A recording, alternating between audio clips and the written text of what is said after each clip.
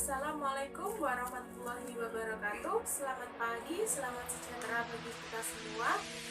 Sebelum mengawali pembelajaran hari ini, marilah kita berdoa menurut keyakinan masing-masing supaya pembelajaran hari ini diberikan kelancaran dan menjadikan ilmu yang bermanfaat.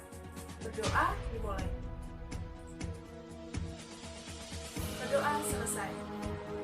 Nah, kali ini saya akan menjelaskan tujuan dari pembelajaran, yaitu yang pertama, memahami pengertian teks berita, yang kedua, memahami unsur-unsur berita, yaitu ada 5W dan 1H, yang kemudian yang ketiga, mengetahui langkah-langkah menyimpulkan pokok-pokok dari berita. Nah, sebelumnya, kalian tentu pernah mendengar apa sih itu berita atau pernah membaca apa itu berita. Nah, kita pernah membaca berita yaitu dari media cetak ataupun media internet. Kemudian kita pernah mendengar berita yaitu kita mendengar dari media elektronik seperti televisi, radio maupun media elektronik lainnya.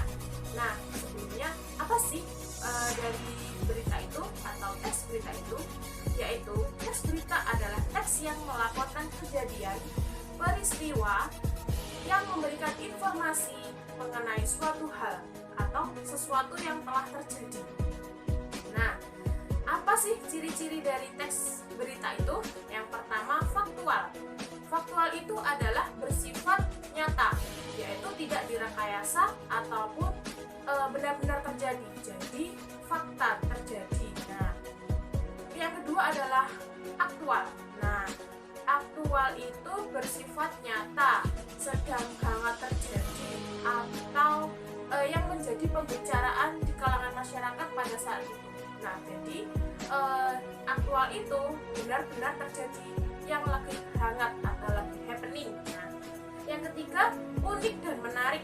Maksudnya adalah berita harus menimbulkan rasa ingin tahu, ketertarikan dari masyarakat. Yang keempat, berisi sebuah informasi penting yang hendak diberikan. Jadi di dalam teks berita itu terdapat informasi-informasi penting. Jadi tujuannya adalah untuk memberitahukan atau menginformasikan kepada masyarakat atau pembaca. Nah, di sini ada jenis-jenis dari teks berita. Yang pertama yaitu berita langsung. Yang kedua yaitu berita mendalam. Yang ketiga yaitu berita penyelidikan atau penyelidikan dari berbagai sumber. Yang keempat yaitu berita interpretatif. Yang kelima yaitu berita opini. Nah, di dalam berita tentunya ada unsur-unsur. Unsur-unsurnya yaitu ada adiksimba atau yang lebih biasa dikenal dengan 5W 1H. Yang pertama, apa atau what.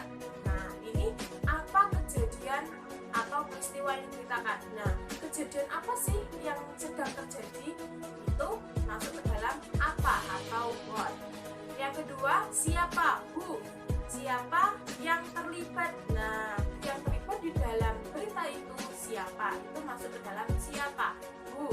Yang ketiga yaitu kapan, when. When itu kapan terjadinya suatu berita atau kejadian tersebut. Yang keempat, di mana, where. Where itu di mana tempat kejadian tersebut. Yang kelima, mengapa, why. Mengapa itu memuat alasan sebab akibat dari berita tersebut. Yang keenam, yang terakhir adalah how. How itu menjelaskan bagaimana proses terjadinya suatu peristiwa atau kejadian tersebut sehingga akan dimuat ke dalam suatu teks berita. Nah, contoh kutipan teks berita sebagai berikut. Nah, sebanyak 54 pemilih di TPS 3 di salah satu kelurahan di Kecamatan Poso, Kota Utara memilih ulang. Itu mengandung unsur di mana, karena di situ terdapat tempat kejadian. Tempat kejadiannya adalah di kelurahan di Kecamatan Poso, Kota Utara. Itu termasuk ke dalam unsur di mana.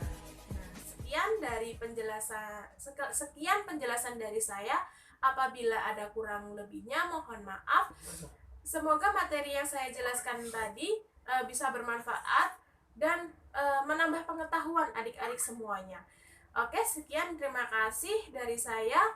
Wassalamualaikum warahmatullahi wabarakatuh.